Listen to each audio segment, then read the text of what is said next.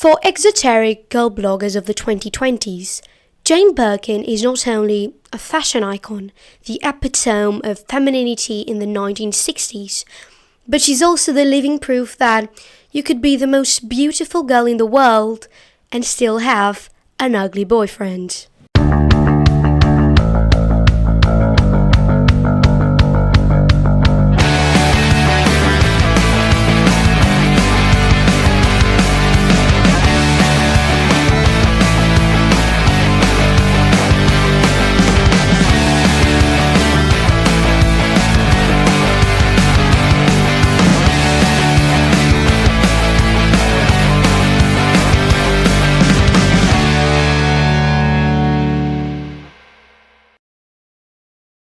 Hi, I'm Apology Girl and this is Punk and Disorderly.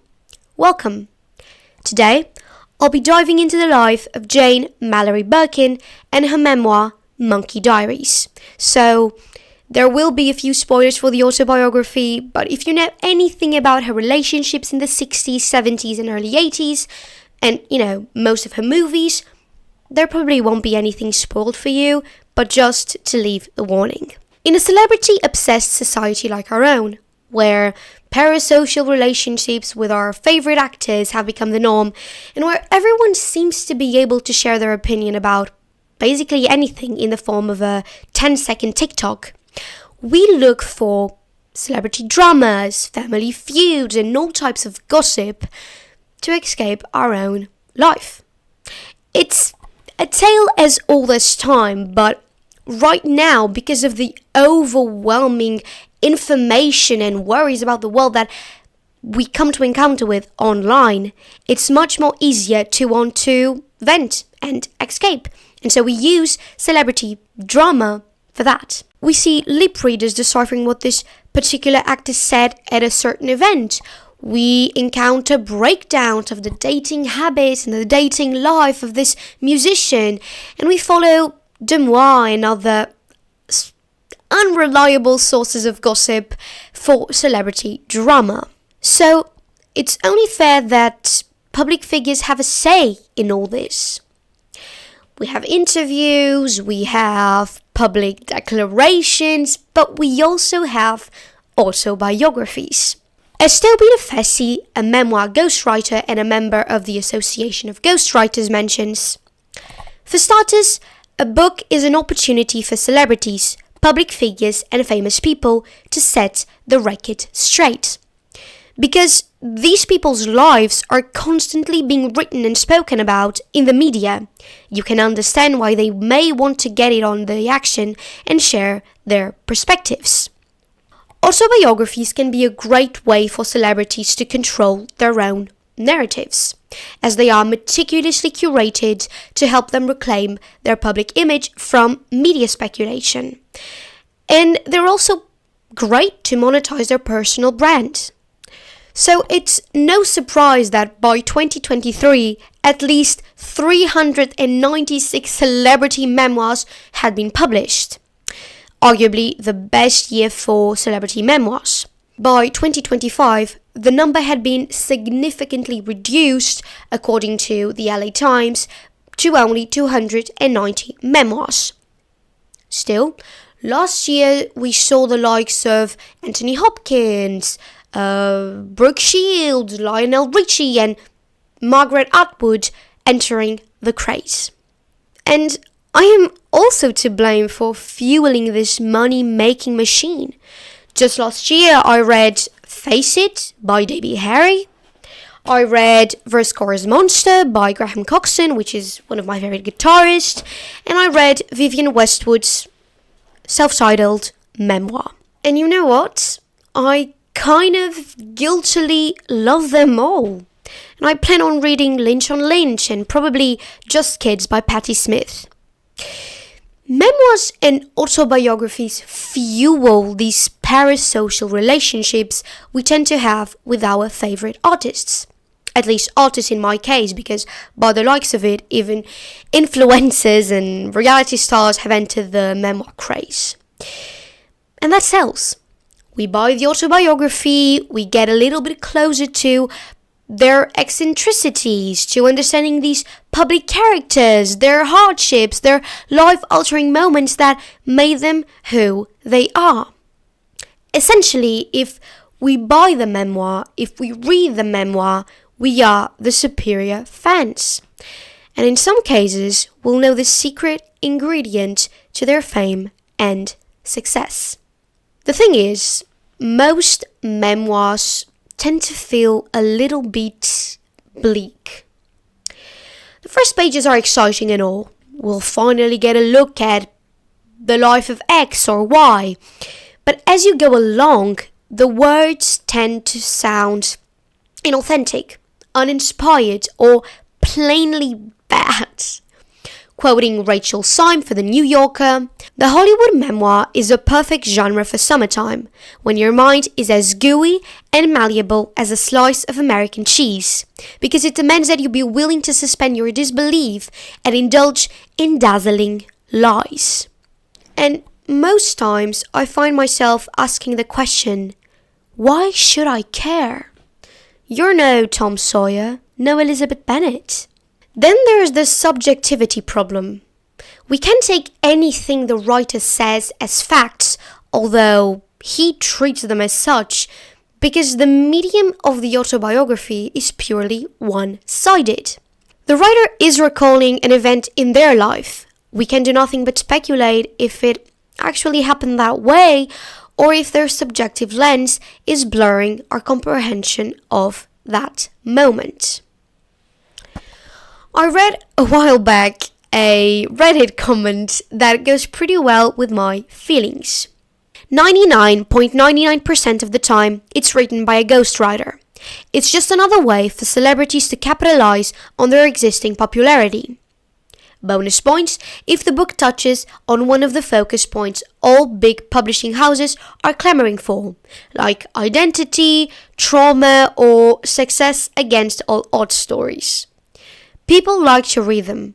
Publishers like making money and are pushing out massive selections of these books because book trends move a lot faster thanks to things like TikTok and Instagram. This comment goes hand in hand with most of the memoirs I've read or know of. The same old tragic childhood, the rise to fame through hard work and love for the craft, the inevitable downfall, and the eventual redemption arc, where finally the celebrity is seen for what they truly are. It's basically the formula for those Bohemian Rhapsody type of music biopics we all know of and hate. But you can call me a hypocrite because I've just mentioned that I loved some of the autobiographies I've read in the past. But, all these arguments don't mean that celebrity autobiographies aren't amusing. Quoting Rachel again, "The sooner you accept that star stories are full of embellishments and omissions, invented quotes, and one-sided recollections dictated to patient ghostwriters, the sooner you'll come to appreciate them as the grand and eccentric performances that they are." And I do tend to agree with her, guiltily.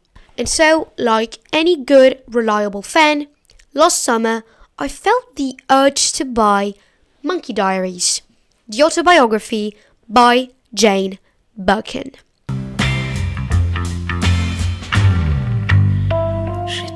She doesn't need no introduction. A knit girl for some, a fashion icon for others, the face of Paris in the 1960s, or purely and simply Serge Gainsbourg's muse. But today we'll go with Jane Mallory Birkin. In the preface of the book, we come face to face with Jane's recollections about her early past. So her parents' upbringing, her birth, and also the early days of her childhood. Her father, David Birkin, was an upper middle class kid from Nottingham with an unfortunate double vision problem that accompanied him well through his adulthood and his time at the Royal Naval Volunteer Reserve. And her mother, Judy, who, having practically grown up at the theatre-turned-cinema that her parents owned, was pretty well known for her acting gigs in London. Jane also mentions her premature birth and the early days of her childhood, spent mostly in a farmhouse outside of London, but also in a big Victorian house in Chin Gardens, Chelsea. In Chelsea, she attended a day school with her sister, Linda. But the preface of this work also gives us an insight on one of the titular characters of this book, Munkey.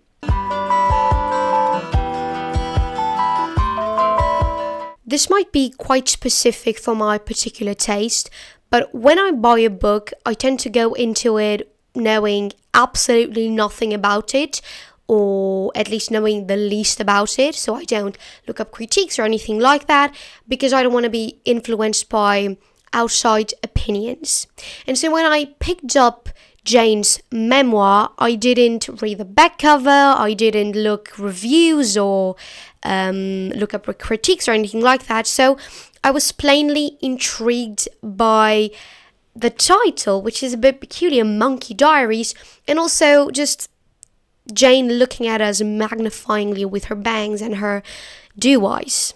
So I made my own assumptions about the cover, about the title, about the themes of the book. I thought that Jane, looking at us through the cover magnifyingly and full of curiosity, will tell us, the spectators, about her life as the pinnacle of 60s sexiness with a little bit of weirdness, and about how she felt like a monkey performing for the insatiable masses of fans that she had been collecting ever since she met Serge at the ripe age of 21.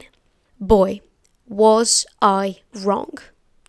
Munkey, and I should have noticed this by the weird spelling, is not Jane's possible state of mind as one of the most famous British girls to live. Munkey was, and I quote Jane, my confidant, a soft toy monkey dressed up as a jockey that my uncle had won in a tombola and given to me. He slept by my side, sharing the sadness of boarding school, hospital beds, and my life with Jean, Serge, and Jacques. He witnessed all the joys and all the unhappiness. When she was 11 in 1957, Jane began writing a diary, and instead of saying Dear Diary, she said Dear Monkey. The diary was directed to her dear stuffed animal. My parents gave me a diary, like lots of little girls. And I gave my girls diaries as well. I mean, I gave them secret diaries with padlocks, but in fact, mine were just exercise books. And it's a rather good thing to keep, because you can have a good laugh later on about the tiny things that made you miserable. Looking at the first entry, dated the 30th of April 1957, she writes, Dear Monkey, in the morning there was a great hassle. Andrew was going back to school and we had not packed his trunk. And so on and so forth. After this first entry, she kept on writing to her monkey, both in English and in French, up until her daughter Kate's passing in 2013. A sad period during which she recalls, I lived a parallel life. I had no more to say, as if I had lost the right to express myself. With Kate, my diary came to an end. She stopped writing, but Munkey remained by her side, or shared in parts with her loved ones. Quoting again, Kate, Charlotte and Lou had his sacred clothes, without which travel was unthinkable. Serge kept Monkey's jeans in his attaché case until the day he died. Faced with my children's grief, I put Munkey beside Serge in his coffin, where he lay like a pharaoh. My monkey was there to protect him in the afterlife. In 1991, her beloved Serge, although they were already separated, if you know anything about their life, passed away. They had a complicated relationship, which we'll get into later on in the video, but the important thing here is that he was the one to ultimately keep the monkey with him forever. For The Guardian, in an interview conducted in 2020, she mentions, by the time Serge died, the children, Kate and Charlotte, were so distressed. I didn't know what to put in the coffin that would make the children feel that he might be a bit safer. So I ran back home and I got my monkey and I put him in with Serge. Which is a crazy thing to do, but better than to have lost him in a stupid hotel or to have any other idiot thing that could have happened to him. That girls like to have masses of things in their handbag, and so although I would love... In 2018, a 71-year-old Jane, with the help of photographer and friend Gabrielle Crawford, decided to gather all the entries he had been writing since 1957 to 2013 and assemble them all in 2 volumes. She mentions, I wanted to publish nearly everything, and I've had a long life, so I needed 2 volumes. The first, from boarding school to the separation with Serge and waiting for Lou. The second book, from the birth of Lou until the death of my daughter, Kate. She ended up releasing the first volume in French in 2018, published by Fayard, which was then translated, with the help of Aaron Floyd, into English and published by Winterfield and Nicholson in 2020. This is the volume I have. This volume contains the diary entries from 1957 to 1982. The second volume, spanning from 82 to 2013, was only ever published in French back in 2019, and it was also published by Fayard. It's entitled Post-Scriptum. But in this video essay, I'll only be referring to Munkey Diaries. In a conversation for Swiss Life, Jane recalls the reasoning behind these publications when asked, did you want to take control of the Jane Birkin myth by publishing these intimate writings? She answered, you could say that, yes. I struggled with myself for a long time, but then I thought, there have been so many stories told by others about me and my family. Now it's my turn to tell my version. This, as we have seen, is the main reason for any public figure, especially one with such a presence and longevity in the public eye as Miss Birkin, to take the time to write a memoir, to take the time to reinvent themselves, to take the time to finally reveal to the public who they truly are. So, in theory, Jane's book could fall into the spectrum of just another autobiography by a celebrity. But I would argue that it does not. I would argue that Munkey Diaries subverts the genre it supposedly belongs to. So let's dive into Munkey Diaries. We've already established that Munkey Diaries is a compilation of Jane's written diaries spanning from 1957 to 1982. Each year serves as a new chapter, composed of all the diary entries Jane was able to keep from each year. For instance, the year 1966 has the entries titled Monday, the 3rd of January, Sunday morning, Friday, Brighton, and some are even titled Undated. The various entries span in length and in subject. Some detail trivial moments in her life, like going shopping or taking a walk in a park. Some work as a liberation act, when she's angry about a situation and just wants to write her mind and vent to the page. And some give us an insight on already known events from her life, like the making of this song, the making of this movie, or even public quarrels with other people.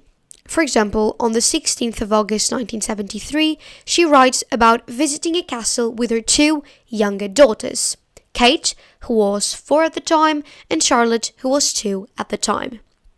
In this particular passage, she really writes from a place of motherhood, while she describes a tantrum her daughters threw when they were visiting the monument. Quoting, 4 francs each and children don't pay. I said they were mad and didn't know my children, who should be made to pay double. Never has a truer word been said. Charlotte refused to walk. I threatened to leave her, and she spat and yelled and tapped her tiny feet. In the end, I had to carry her because of all the onlookers tutting. This is something every parent has experienced, so it's pretty trivial. Another example. On the 3rd of July 1967, she details, for instance, her momentary feelings on her relationship with now ex-husband John Barry. You would never believe how sad, disappointed and deflated I feel. Never have I felt so unwanted by the man I love. I feel my life rotting and I don't know how long I can go in this setup. In this passage, she talks to her monkey in the first person, not as a stuffed animal, but as a friend, as a confidant, as she expresses her loneliness in the marriage. And finally, just after the release of Je t'aime moi non plus in 1969 and its rather controversial success, Jane writes about dealing with fame while, and this is often overlooked, being a mother. I'm now well known because of Je t'aime and Slogan. We're the couple of the year. In a lifetime, we couldn't say we had such fun. And what will this year bring? America? What will that bring? Kate will be 3, and yet my life since her birth has changed so much. Leaving John and starting again, it seems like 100 years ago. In this passage, she previously talks about one of the turning points in her life, the beginning of her relationship with Serge Gainsbourg, while also giving us an insight into her expectations for the future. But alongside these, you could say, random diary pages, the modern day Jane in 2018, which was when she gathered the diaries, makes comments or explanations about what some of the pages say. These written comments are in a different font from the diary entries, and sometimes they appear at the beginning of chapters, sometimes they come alongside a specific entries, and sometimes they are just short footnotes. Quoting the author, I decided to do a sort of autobiography with anecdotes of things that have come to mind in reading these diaries. Commentaries too. And I've talked about people who had been so important that were missing. So we've done a sort of mixture of diaries of the time with the memories of today. Unfortunately, but comprehensively so, some of the diaries were lost. Like 1969, which was a pretty busy year for Jane, releasing both La Piscine and Je t'aime moi non plus. And so, for the years with lost diary entries, Jane makes a general statement about what had happened of relevancy during that year. For instance, in 1969, she talks about the controversial single Je t'aime moi non plus and its reception, having been banned even by the Pope. It was maybe later, when I was singing in the bathtub, that Serge asked if I could sing Je t'aime moi non plus with him. Oh yes, I said. Not because I found it particularly pretty, but to imagine him shut up in a tiny cabin with a bombshell like Mireille d'Arc was a terrifying possibility. This is quite interesting as we get a hold of both Jane's inner thoughts when she was writing the diaries after it had just happened, but also we encountered Jane's present feelings on the matter, her reactions on the specific memory right now. To make a book, the compilation, she looked back on her diaries, so she looked back on her younger self and her younger self's decisions, and realized that she probably doesn't agree with a lot of her younger self's reaction to different matters. And the reader notices this in real time, comparing the footnotes and the modern day comments with the diary entries.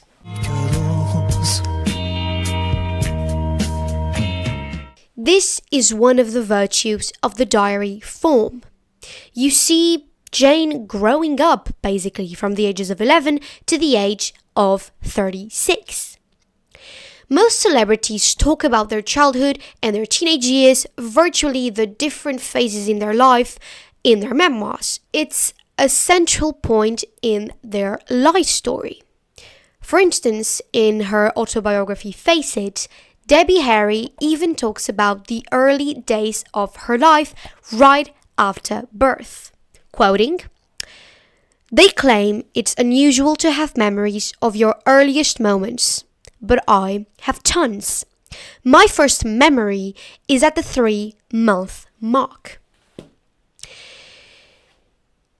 But one thing is to talk about memories like Debbie does, to talk in the present about the past. At best, you can change a few details, rephrase someone's line in the story, embellish some more controversial elements, but at worst, you might not even recall the event in its entirety. The memory might be blurred by the passage of time. And that's a problem when you're writing an autobiography stating the facts of your life. Another thing entirely is to present something written in the past, like Jane does. So it's not grown-up Jane that writes about her experiences in boarding school, for instance. It's little Jane that does that. And she does that not in the same year, not in the same month, not in the same week, but in the same day as she experienced that memory. It's a diary. According to the Cambridge Dictionary, a person's private record of events, thoughts, feelings, etc. that are written down every day. So what we end up reading aren't long-lost memories, but something that had just happened. Or at least had just happened back in 1967. And because she presents the diary entries from a bunch of different dates from the span of 25 years, we see her progression through time. Well, maybe not progression, one doesn't get better or glow up, one simply grows up. So the Jane that wrote on a Wednesday in 1960, dull, dull, very dull, or I learned today about God. I wonder about that subject. He must be such a strange person. Is he a man? Has he a body? If not, is he a void? And if he's a void, how can he grant our wishes? This Jane is not the same Jane that wrote, America frightens me. England had been cold to me. I wanted France because France has wanted me. Or, for instance, John is erased, eradicated, covered by the eccentricity and completeness of my love for Serge. Because in the first two passages she was 13, and in the latter ones she was in her mid-20s. And this is somewhat fascinating to read, almost witnessing little bits of someone growing up. For instance, the reader will notice that the segments progressively get bigger as Jane grows up. In the early years, it was rare to see more than a paragraph, and by the later years, that's all you could see. And because she's writing everything firsthand when it actually happened, when Jane mentions another artist or public figure that she had just met, the readers probably already know of the person she's unknowingly talking about. In 1968, she recalls meeting Serge Gainsbourg for the first time, having no clue he would be the great love of her life. But the reader already knew that. Quoting, I have just finished a film called Slogan in France. There is a man in it whom I love, and he is called Serge Gainsbourg. He's very strange looking, but I love him. He's so different from all I know, and rather degenerate, but pure at the same time. How many people have recorded the moment they fell in love? Jane has. However, there is no real evidence that she fundamentally changed over time. All in all, she's the same person. She's the same Jane, just a little bit grown up. And Jane Birkin in 2018 acknowledges this, quoting, "On reading my diaries, it seems to me that one doesn't change. What I was at 12, I am still today. The lack of confidence, the jealousy, wanting to please, I understand better why my loves couldn't last." Still, it's a pretty interesting and outside of the box to meet different Janes, or at least the same Jane, but in different phases of her life. J'aurais été photographiée et je l'ai été. One of the critiques I made early on about the autobiography genre is the ever-present subjectivity, and how the author may very well write about their life in such a way that we falsely believe only the side that is presented to us. When writing the book, celebrities most definitely embellish things, make up quotes, exaggerate situations or qualities, but most of the times they present those changes as the pure, untouched truth. Well, thinking about it now, doesn't Jane do that?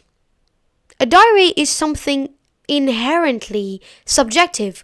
While it may contain factual chronological records of daily events, its primary purpose is to capture a person's individual experience, her perspective, her feelings, her emotions, and the interpretations of their own experiences. And Birkin, by assembling segments of her personal, intimate diaries to write her memoir, to tell her story, offers a truly biased set of events. But in my view, this works because she doesn't treat her words as the irrefutable truth. She is 100% open about the medium she chose to use, the diary form, something purposefully subjective. So she doesn't try to hide this one-sidedness. She is aware of it and chooses to embrace it. Quoting, "The diaries are, of course, unfair. You show your hand and complain, and there are different sides to everything, but here there is just mine."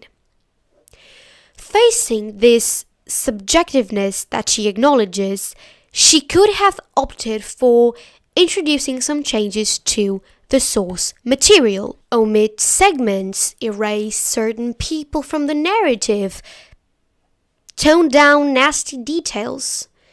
But she didn't. She changed absolutely nothing. She didn't try to rewrite history. She committed to the diary form.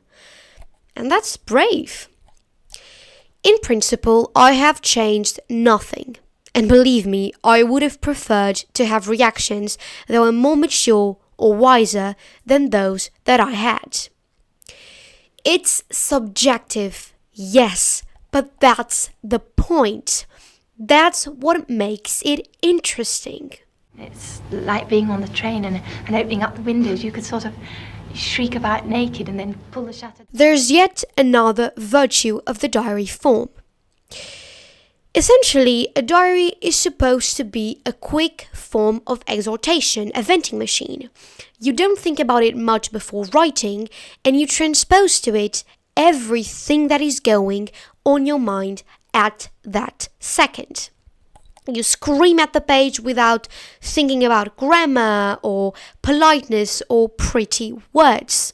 Writing in a diary essentially gives rise to a crude and raw type of writing. That's what Jane presents to us. She claims, as I've mentioned, to not have changed much from the original text, and the reader notices that. When she writes, she wasn't embodying Jane Birkin, the English girl turned sensation, the trailblazer of the 1970s. No, she was just Jane. Apart from the inevitable mentions of parties, movie premieres, and rendezvous with Brigitte Bardot and Agnès Varda, She makes us believe that she led a very mundane life. Because in her eyes, through her words, she did. The reader will be surprised, as I was, to see how little I talk about my professional life. I hardly mention the films, the plays, not even the songs. When people die, I talk about it months later. The happy times I was too busy living. Not long ago, someone asked me for my recollections of filming the swimming pool. And to be honest, I just don't remember it any longer. This doesn't mean she devalues her past projects and artistic endeavors, but that it isn't her famous projects or her relationship with Serge or her famous little basket that make her who she is. She clearly didn't waste a lot of time writing about those things in her diaries, and even when she did, she added a very real sense of triviality to those moments. So Jane not only admits the subjective nature of her writing, but she also underlines how messy the diaries are. We encounter undated entrances, poems about her daughter Kate scattered around, words from a Françoise Hardy obsessed teenager, drawings and scribbles, but mainly a girl sailing through the deep seas we call life. And the way she saw this life is presented to us in Munkey Diaries. Qui est assez curieux, on a l'impression quand on voit ce slogan que c'est votre vie, c'est vrai. There's life in boarding school, both in France and in England. There's life in a marriage with John Barry. There's life as a single mother.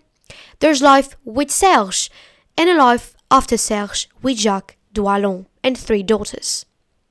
For a fan like myself, these events and relationships and moments of her life can be aligned with whatever project she was doing at that time. Oh, in 1968 she divorced John. Well, that's the year she began doing Wonderwall. One of the correlations I made when reading Munkey Diaries. Turns out she doesn't even mention the psychedelic 60s film.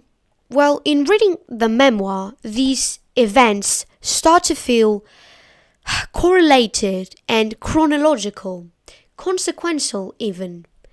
We might be backseat passengers, but we slowly begin to look at the world the same way Innocent Jane does. Conversations that might be borderline controversial appear ordinary. Behaviors that we in real life might condemn are given another light, and relationships we would deem as toxic can be just described as controversial.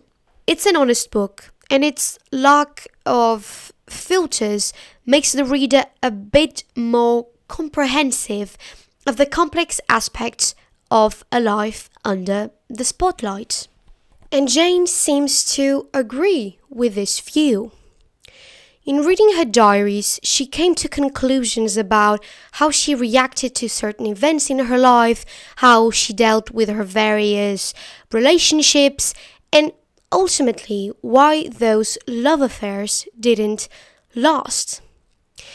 In relation to her sour and short-lived marriage with John Barry, she said for The Guardian, "When I read them, I find myself extremely tiresome. It must have been such a drag for John Barry to come back home, and there you've got this waif-like 17-year-old who is there running his bath, giving him his newspaper.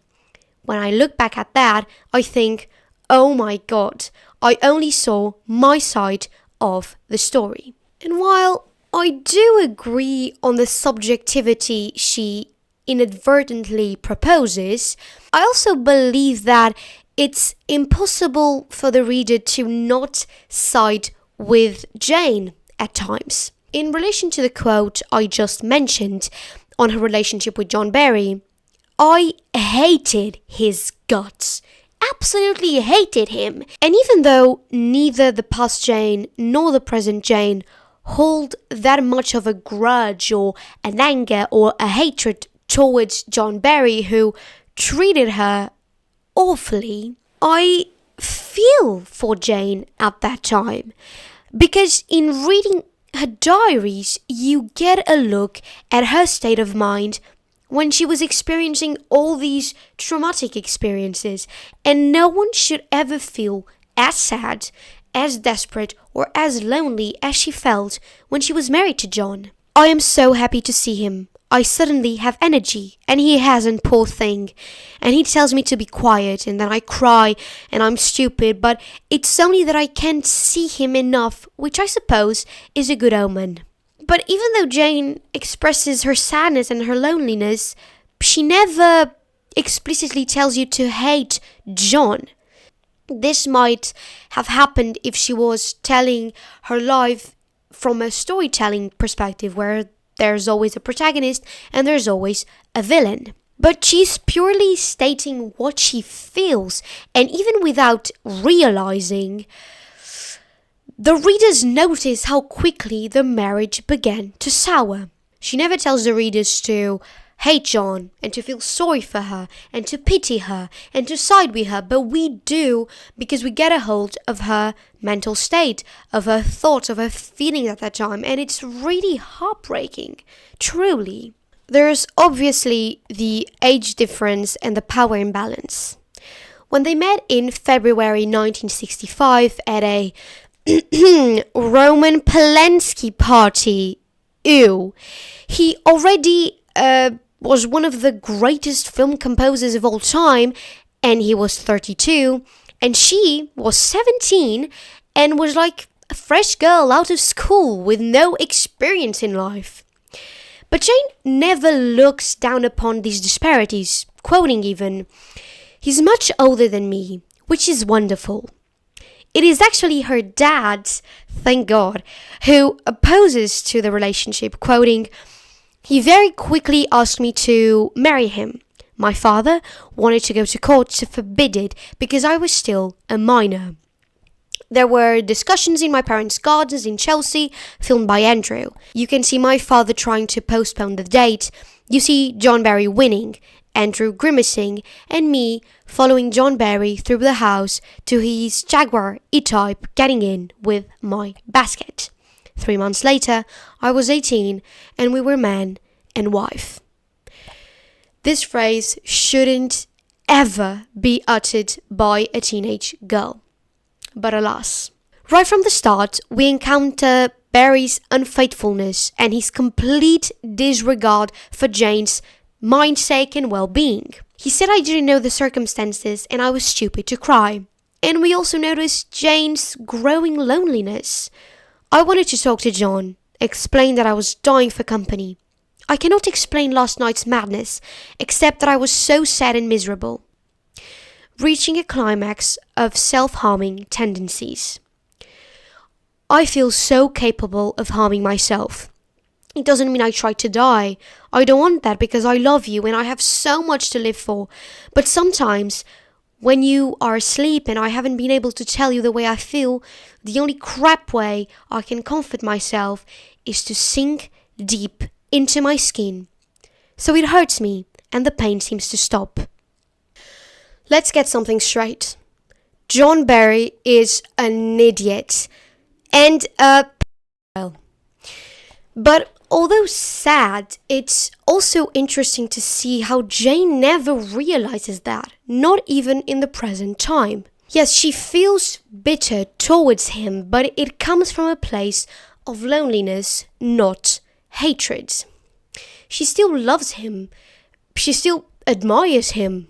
And when she eventually walks out of the marriage with baby Kate in her arms in 1967, she referred to the separation as, "Our quarrel had been such a futile one. I knew it would end this way. If only I had stepped down a bit, but I felt I had to be cold to make a point. He had been so remote from me. It was only fair." It was John who ended things, saying, "The time has come for us to go our separate ways."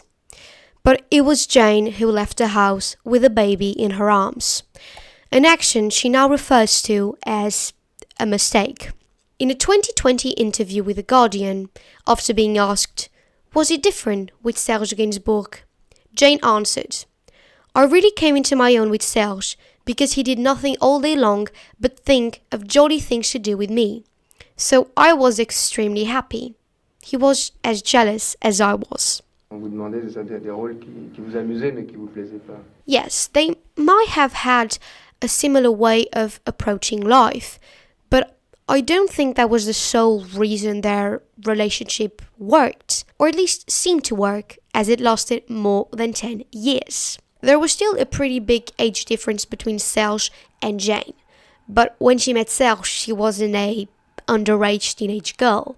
She had more experience with love, she had more experience with relationships, and she was a mother. She had to grow up fast.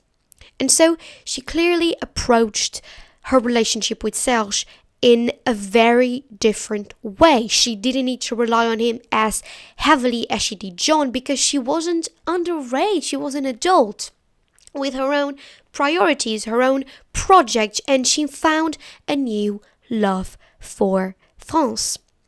It seems as if she finally found her home. I like being in France because I'm a stranger. I needn't have to understand everything. Still, it wasn't a relationship without faults.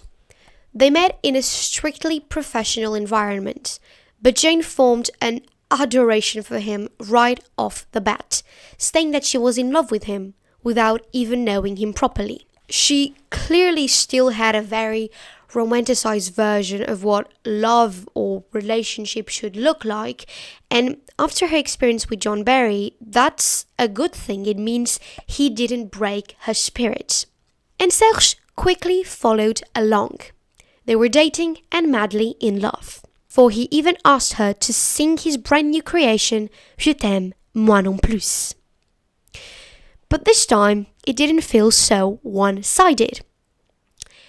Jane recalls, I decided to go back to London so as not to become the dependent wife that I had been with John Barry. We were staying at l'Hôtel Rue de Beauvoir, where Oscar Wilde died. Before I left, Serge had cried all night in silence in front of a lit candle. Very Russian and very dramatic. She moves to Serge's place in Rue de Verneuil with her daughter Kate. But Serge's jealousy tendencies start soon after, with him showing unjustified anger when, for instance, Jane talks about other actors or artists, quoting, I had the stupidity to look at a poster with Georges Segal on it. I think he's a good actor, but he's not my cup of tea at all. I don't know why he was so furious, but he turned against me. He said I'd mentioned that actor too many times and he was a rotten actor anyway. And they would often fight, even publicly, like the incident at Castell's, where he was mentioning the name of some girl, actress or something. I slapped him, lightly and funnily, I thought, and he hit out my left eye like mad, so I hid my head for at least half an hour, my eyes running like a river. Then I made him grab my basket, and Serge turned it over, everything out, all over the floor at Castell's. Then, to pick everything up, furious, and jabbed at him with my cigarette, still slightly alight. So, he bashed me again and tore me down by my hair and slapped me again and left the nightclub. Jesus Christ. But later in the night, when she was feeling sick, he held her head and her hair and put her to bed. He was an angel, but a human too. He was sick too on top of me, just to see me sick.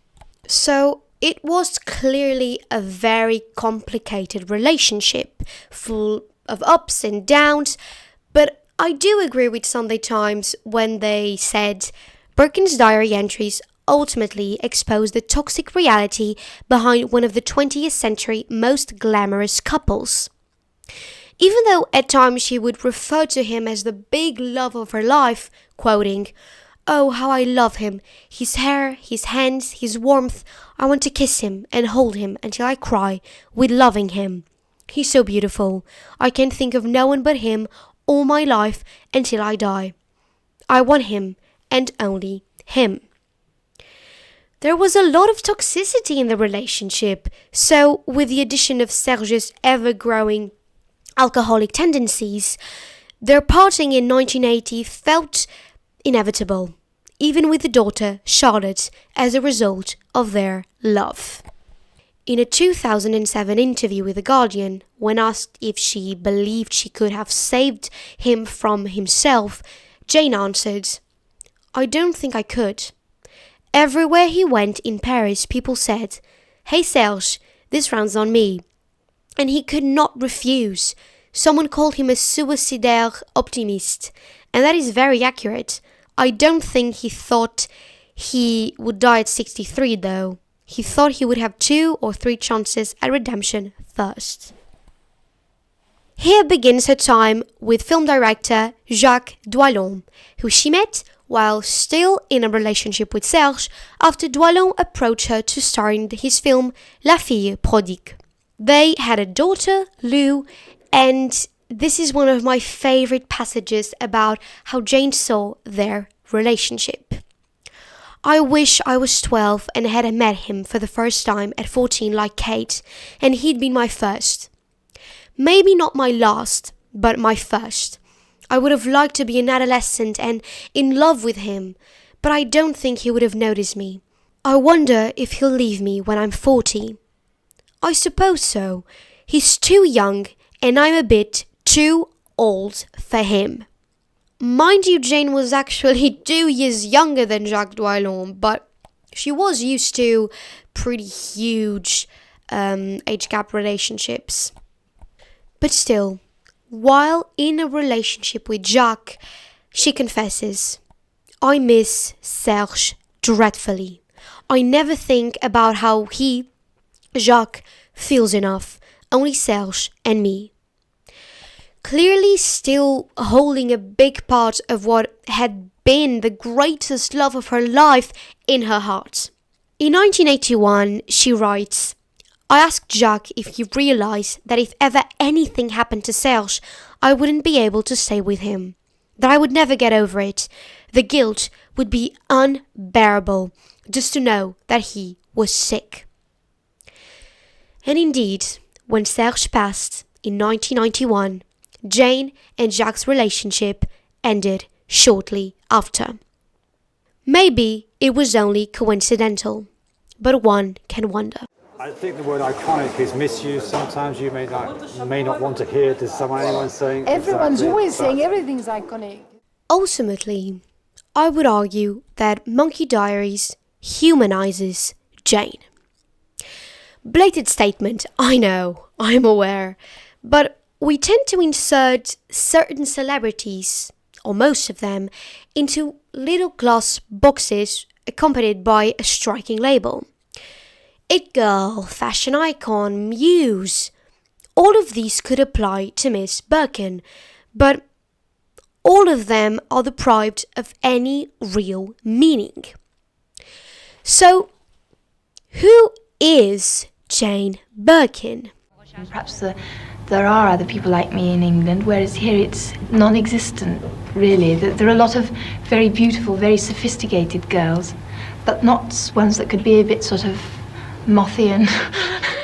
I can speak for the younger generation, at least for the girls who grew up with Tumblr and who now spend hours on Pinterest, like myself. We all regard her as one of the ultimate fashion icons. She could have been lost in time, like a lot of other figures from the 1960s, like Françoise Hardy, who at their time were absolutely monumental, but now have sort of lost, at least in the general public's eyes, a lot of relevance.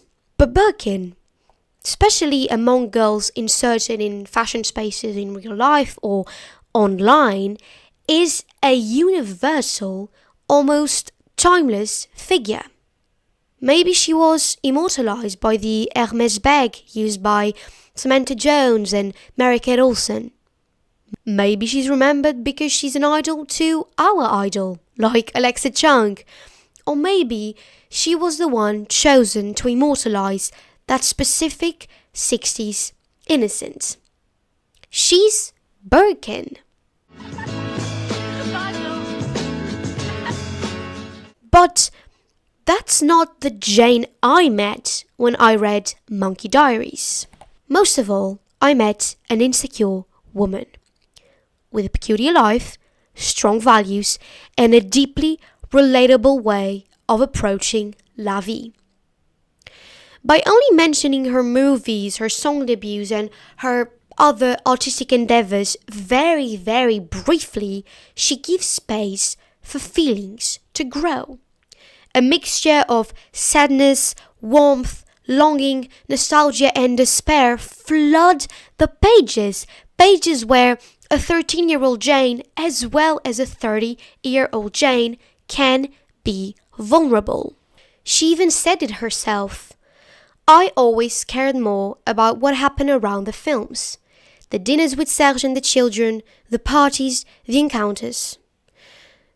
The films exist, after all. What more can I possibly say about them? And those parties, those encounters, those relationships build their way into the diaries via reactions, via emotions. And behind the dew eyes and the winged eyeliner, Jane reveals herself to be incredibly emotional and empathic as a person. Someone that, because of her sensitivity, hides shattering insecurities. When she was married to John, she constantly compared herself with his past lovers, whom she described as absolutely beautiful and perfect. He also had the Swedish girlfriend who sounds so beautiful. I find it difficult to understand how he could love me after her. In 1972, after doing a photo shoot with Brigitte Bardot, one of Serge's past lovers, she describes her as having absolutely no faults. And she even saves a little space in one of 1973's entries to celebrate how Union magazine had talked about her having a small bosom. According to Jane, it was the beauty standard at the time. Indeed, it seems to me as if the bangs, the doe eyes, the signature look that everybody today knows her for were simply some sort of mask. In a conversation with The Guardian, Jane says, "When I was married to John Barry, there was always an eyeliner pencil on my night table. I was constantly afraid of not pleasing him. There was also the dictator fashion. We girls all had to have eyes like daisies and long hair with bangs. It wasn't about personality at all." She further enlightens this point in Munkey Diaries with her description of 1972 in regards to a photo shoot she was supposed to do with Brigitte Bardot. She says, "I'd cried all night and my face was all swollen, and I had such shiny eyes that I couldn't be made up. That's why I'm so pretty in that scene, because for once I wasn't covered up with the typical makeup of the 60s. So her disdain for the look she's known for only grew with age. When looking back on the diaries, Jane comments with The Guardian, "Well, I think that the diaries are very unfair, because one has a tendency of writing when you're sad. When you're happy, you've got lots of better things to do. When I read them, I find myself extremely tiresome." I tend to disagree. I found the compilation of the diaries absolutely enlightening. It made me want to keep a diary myself. And even though she did pour her heart onto the page, for the most part, she also recorded some pretty jolly moments in the midst of all of that. For instance, after spending an afternoon with her mother and her sister Linda, Jane writes, "So cozy being with Ma and Linda again. I feel quite young again." And in the midst of all these memories, we also get to know some of her more political stance, positions that I, for the most part, had no clue of. For instance, how she was pro-choice, quoting, "There was a great camaraderie between girls that I'd never known before. Of course, I had been for the legalization of abortion, because chic girls always go to England or Switzerland without any problem of conscience or money. Or for instance, how she was against the death penalty. There's been talks of bringing back the death penalty after the apparent increase of crime in 1965. I have always felt, and I continue to feel, very much against it. Pronouncing the death penalty in cold blood, I know, is basically and morally wrong. Raconter un peu ta vie, mais est-ce que tu es prête à vider ton sac? Ah oui, sans problème. Oui.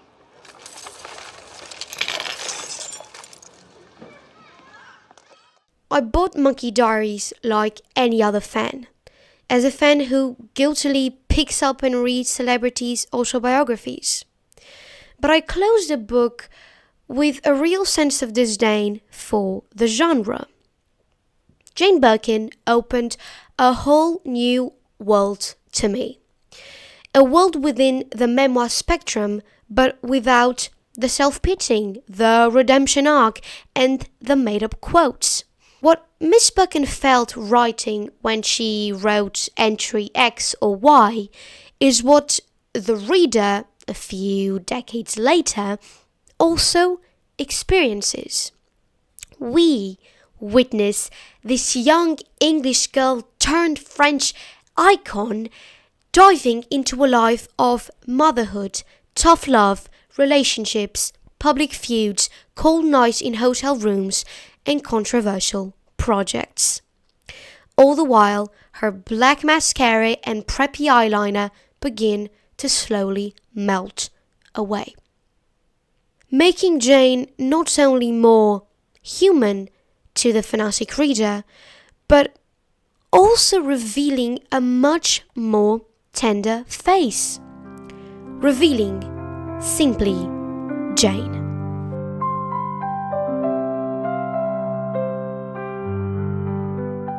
So that's all I have for you for aujourd'hui. If you like this video, make sure to drop a comment. I love seeing your responses. I love seeing that my work is getting some recognition. If it was interesting to you, what are your thoughts on Munkey Diaries? Have you read Munkey Diaries? And if you want more content, there's always Substack. I have the link down below, and you can subscribe for free to get articles, to go on the chat, etc. I'm Apology Girl. This is Punk and Disorderly. Stay tuned, stay punk.